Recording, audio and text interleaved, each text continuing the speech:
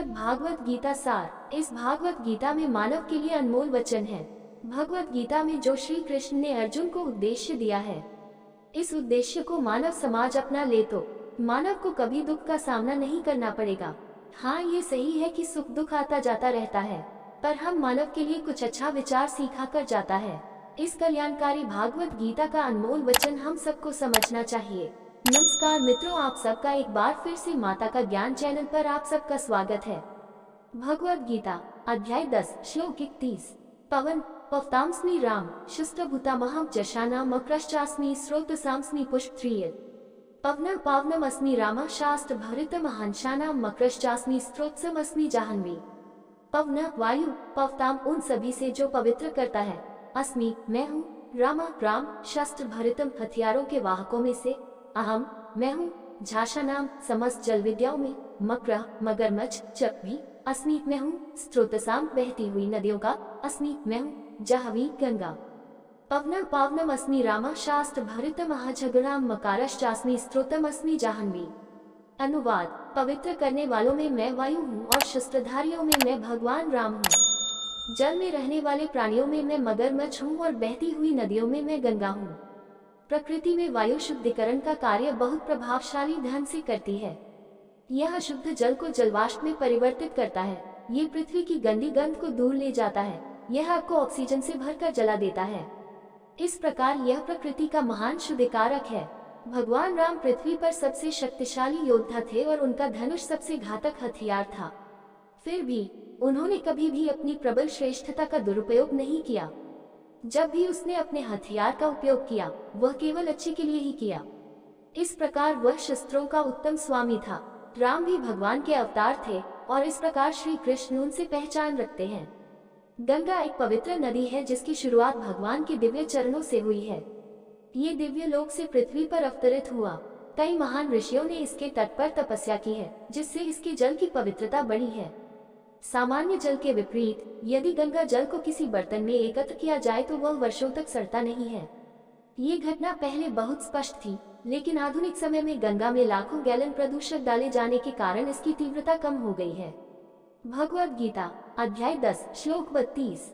सर्गानामधिरन्तश्च मध्यम चैवहम् अर्जुन अध्यात्म विद्या विद्यानावाद प्रवदतामहम्। सर्गानामादिरन्तश्च च मध्यम चैवहम् अर्जुन अध्यात्म विद्या विद्यानां वद प्रवदतामहम्। सर्गानां समस्त सृष्टियों में से आदि आरंभ अंत च तथा मध्यम मध्य च तथा ई सचमुच अहम मैं अर्जुन अध्यात्म विद्या अध्यात्म का विज्ञान विद्यानाम विज्ञानों में वदः तार्किक निष्कर्ष प्रवदाताम वाद विवाद का अहम मैं। सर्गनम आदिरन्तश्च च मध्यम चैवहम् अर्जुन अध्यात्म विद्या विद्यानां वद प्रवदमहम्। अनुवाद, हे अर्जुन, मुझे समस्त सृष्टि का आदि मध्य और अंत जानो। विज्ञानों में मैं अध्यात्म का विज्ञान हूँ और वाद विवाद में मैं तार्किक निष्कर्ष हूँ। इससे पहले 20वें श्लोक में श्री कृष्ण ने कहा था कि वे ही सभी प्राणियों के आदि मध्य और अंत हैं। अब वह सारी सृष्टि के लिए यही कहते हैं। जो कुछ भी बनाया गया है, जैसे कि अंतरिक्ष, वायु, अग्नि, जल और पृथ्वी, उसे सर्ग कहा जाता है। मैं इनका रचयिता, आदि, पालन करता, मध्य और संहार करता अंत हूँ। इसलिए सृजन, पालन और विघटन की प्रक्रियाओं पर मेरी विभूतियों के रूप में ध्यान किया जा सकता है। विद्या वह शिक्षा है जो व्यक्ति ज्ञान के विषयों के संबंध में प्राप्त करता है। शास्त्रों में 18 प्रकार की विद्याओं का वर्णन है। उनमें से 14 प्रमुख हैं। अंगानि वेदश्चत्वरो मीमांसा न्याय विस्तारः पुराण धर्म शास्त्रम च विद्या हेताश्चतुर्दशः आयुर्वेदो धनुर्वेदो गंधर्वश्चैत्यत्रयः अर्थशास्त्रम चतुर्थम तु विद्या ह्यष्टशतः। विष्णु पुराण 3.6.2-7-28-29। शिक्षा, कल्प, व्याकरण, निरुक्ति, ज्योतिष, छंद, ये 6 प्रकार के ज्ञान हैं जिन्हें वेदांत वेदों के अंग के रूप में जाना जाता है। ऋग, यजुर, साम, अथर्व ये वैदिक ज्ञान की 4 शाखाएं हैं। मीमांसा, न्याय, धर्मशास्त्र और पुराणों के साथ इनमें 14 प्रमुख विद्याएं शामिल हैं। इन विद्याओं के अभ्यास से बुद्धि विकसित होती है, ज्ञान गहरा होता है और धर्म के मार्ग के बारे में जागरूकता बढ़ती है। इसके अतिरिक्त अध्यात्म का विज्ञान मनुष्य को भौतिक बंधनों से मुक्त कर अमृतत्व प्रदान करता है। इस प्रकार ये पहले बताई गई विद्याओं से श्रेष्ठ है। श्रीमद्भागवत में भी इसका उल्लेख है। स विद्या तन्मतिर्या श्लोक 4.2949 V30। सर्वोत्तम ज्ञान वह है जिसके द्वारा बुद्धि भगवान के चरण कमलों में संलग्न हो जाती है। वाद विवाद और तर्क के क्षेत्र में जल्द का अर्थ है अपना मत स्थापित करने के लिए विरोधी के कथनों में दोष निकालना। वितंडा का अर्थ है टाल मटोल और तुच्छ तर्कों के माध्यम से सत्य पर उचित विचार विमर्श से बचना। वादा चर्चा का तार्किक निष्कर्ष है। तर्क विचारों के संचार और सत्य की स्थापना का आधार है। तर्क की सार्वभौमिक समझ के कारण ही मानव समाज में ज्ञान को आसानी से विकसित किया जा सकता है, सिखाया जा सकता है और सीखा जा सकता है। तर्क के सार्वभौमिक सिद्धांत ईश्वर की शक्ति की अभिव्यक्ति है। भगवद गीता अध्याय 10 श्लोक 33। अक्षराणां कारोऽस्मि द्वन्द्व सामासिकस्य च अहमेवाक्षय कालो धाताहं विश्वतोमुख। अक्षराणामकारो अस्मि द्वन्द्व सामासिकास्य च नैवक्षय कालो धाताहं विश्वतोमुखः। अक्षराणाम सभी अक्षरों में अकार प्रारंभिक अक्षर अस्मि मैं हूँ, द्वंद्व द्वैत सामासिकस्य व्याकरणिक यौगिकों के बीच, च तथा अहम मैं, एव केवल, अक्षय अनंत, काल समय, धाता रचनाकारों में, अहम मैं, विश्वतः मुख ब्रह्मा। अक्षर अकरो स्मि द्वंद्व समासिकास्य च नैव क्षय कालो धाताहं विश्वतो मुखः। अनुवाद मैं सभी अक्षरों में प्रारंभिक एक हूँ, मैं व्याकरणिक यौगिकों में द्विवचन शब्द हूँ, मैं अनंत काल हूँ और रचनाकारों में मैं ब्रह्मा हूँ।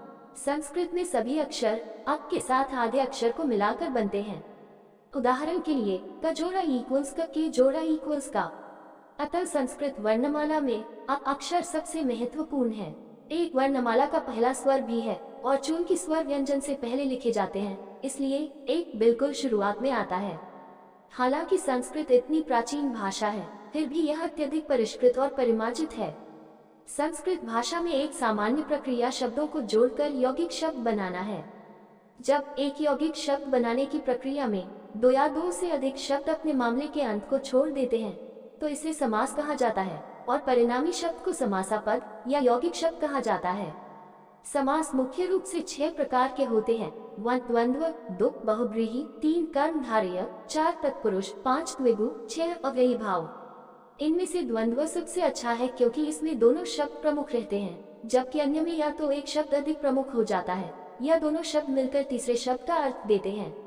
राधा कृष्ण द्वैत शब्द द्वंद्व का उदाहरण है। श्री कृष्ण इसे अपनी विभूति के रूप में उजागर करते हैं। सृजन एक शानदार कार्य है और देखने में अद्भुत है। मानव जाति के सबसे परिष्कृत और तकनीकी रूप से उन्नत आविष्कार इसकी तुलना में फीके हैं। इसलिए भगवान कृष्ण प्रथम जन्मे ब्रह्मा को उजागर करते हैं, जिन्होंने पूरे ब्रह्मांड को बनाया, और कहते हैं कि रचनाकारों के बीच ब्रह्मा की रचनात्मक क्षमता सबसे अच्छी तरह से भगवान की महिमा को दर्शाती है।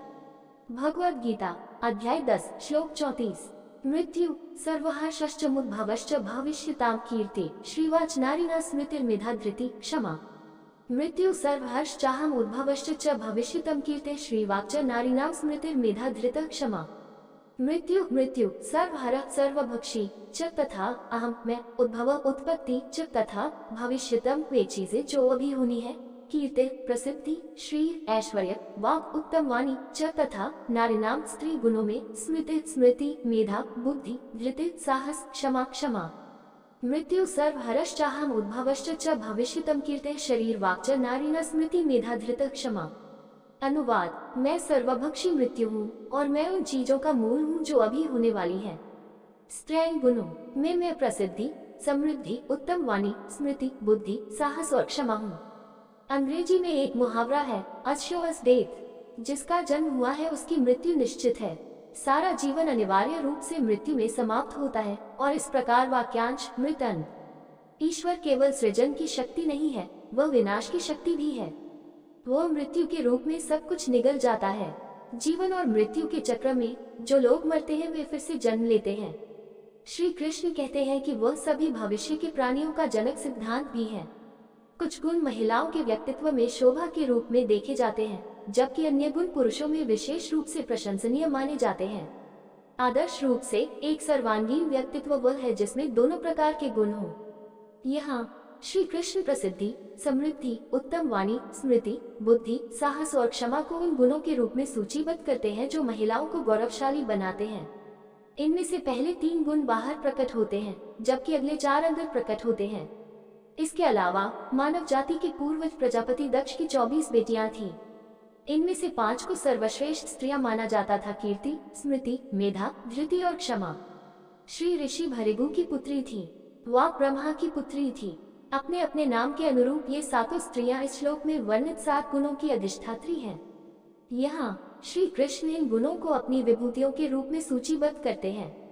भगवद गीता अध्याय 10 श्लोक 35। बृहत्साम तथा समनान गायच्छन् समाहं मासाना मार्गशीर्षोऽहं ऋतूना कुसुमाकर। बृहत्सम तथा समान गायत्री छंदसाम अन्मासाना मार्गशीर्षोऽहं ऋतूनाम कुसुमाकरः। बृहत्साम तथा भी समनाम सामवेद के स्तोत्रों में से गायत्री मंत्र, छंदसाम काव्यात्मक छंदों के बीच, अहम मैं, मासानाम 12 महीनों में से, मार्गशीर्ष नवंबर दिसंबर का महीना, अहम मैं, ऋतुनाम सभी ऋतुओं में, कुसुमाकारः वसंत। बृहत्सम तथा समन गायत्री छंदसाम अन्मासा मार्गशीर्षो हम ऋतुन कुसुमाकरः। अनुवाद: सामवेद के मंत्रों में मुझे बृहत्साम जानो, काव्यात्मक छंदों में मैं गायत्री हूँ। हिंदू कैलेंडर के 12 महीनों में मैं मार्गशीर्ष हूँ और ऋतुओं में मैं वसंत हूँ जो फूल लाता है। पहले श्री कृष्ण ने कहा था कि वेदों में वह सामवेद है जो सुंदर भक्ति गीतों से समृद्ध है। अब वह कहते हैं कि सामवेद के भीतर वह बृहत्साम है जिसकी एक उत्कृष्ट धुन है।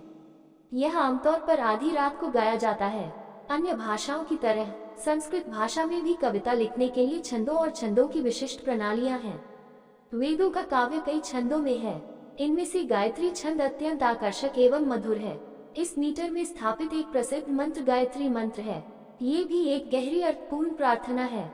भूर्भुवः स्वः तत्सवितुर्वरेण्यं भर्गो देवस्य धीमहि धियो यो नः प्रचोदयात्। ऋग्वेद 3.6.2.10 हम उस भगवान का ध्यान करते हैं जो तीनों लोकों को प्रकाशित कर रहा है और हमारी पूजा के योग्य है। वह सभी पापों को दूर करने वाला और अज्ञान का नाश करने वाला है। वह हमारी बुद्धि को उचित दिशा में प्रकाशित करे। गायत्री मंत्र युवा पुरुषों के लिए पवित्र धागा समारोह का एक हिस्सा है और इसे दैनिक अनुष्ठानों के एक भाग के रूप में पढ़ा जाता है। देवी गायत्री, रुद्र गायत्री, ब्रह्मा गायत्री, परमहंस गायत्री और कई अन्य गायत्री मंत्र भी वेदों में पाए जाते हैं। मार्गशीर्ष हिंदू कैलेंडर का 9वां महीना है। ये नवंबर दिसंबर में पड़ता है। भारत में उस समय तापमान बिल्कुल ठीक रहता है, न बहुत गर्म न बहुत ठंडा। साल के इस समय खेतों में फसलें काटी जाती हैं। इन्हीं कारणों से यह अक्सर लोगों का पसंदीदा महीना होता है। वसंत ऋतु को ऋतु राजा या ऋतुओं के राजा के रूप में जाना जाता है। ये वो समय है जब प्रकृति उत्साहपूर्वक जीवन से भरपूर प्रतीत होती है। वसंत ऋतु में कई त्योहार मनाए जाते हैं जो वातावरण में व्याप्त खुशी का प्रतीक हैं। इस प्रकार ऋतुओं में वसंत भगवान के ऐश्वर्य को सबसे अधिक प्रकट करता है। दोस्तों, ऐसे ही और कहानी सुनना या देखना चाहते हैं तो डिस्क्रिप्शन में लिंक मिल जाएगा, आप वहां जाकर देख सकते हैं। और आपसे निवेदन है कि यह वीडियो आपको अच्छा लगा हो तो लाइक शेयर सब्सक्राइब जरूर करें। धन्यवाद।